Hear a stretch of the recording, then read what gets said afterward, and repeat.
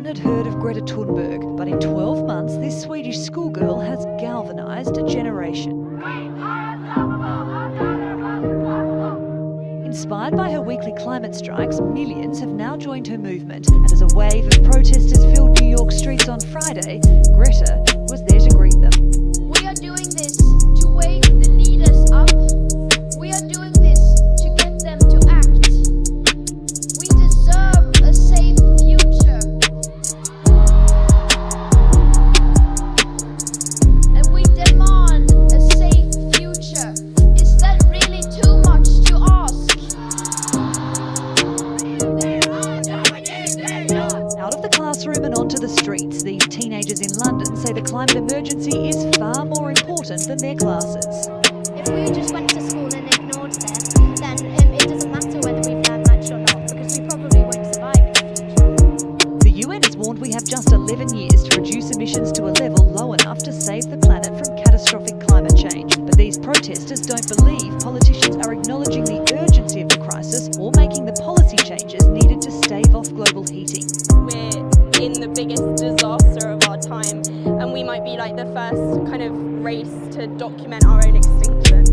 Of course there are critics of this movement who say these students should be at school right now, but the students say this is the only way they've got to make their voice heard. They can't vote, but they can take to the streets and let those in power know that this is a generation that feels let down by its elders. Protests were held in 135 countries. In Australia, 300,000 people joined in, making it the country's biggest protest since the rallies against the Iraq War in 2003. In Bangkok, around 200 students stormed the Environment Ministry and dropped to the ground feigning death as they demanded action to stop the planet dying. In Nairobi, protesters emphasised how the climate crisis, with its extreme weather and drought, will hit the world's poorest communities first. The rain was no deterrent in Istanbul as demonstrators demanded climate action, and as rallies took over the streets in Europe, students had one message for the leaders attending next week's UN climate meeting in New York. That there is no time. Time is up, time is running, and this is our last chance to do something.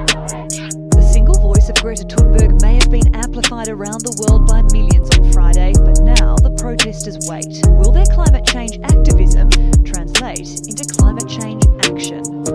Sarah Morris, TRT World, London.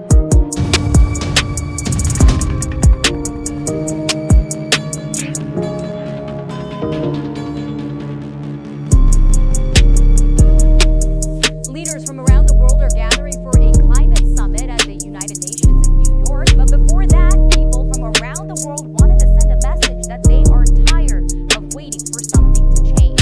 A global climate strike led mainly by students in several countries was happening today. These are some of the scenes from overseas to New York and other major cities in the U.S. as well.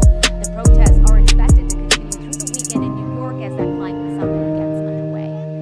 Protests also taking place across Colorado, from Aspen to Colorado Springs to downtown Denver.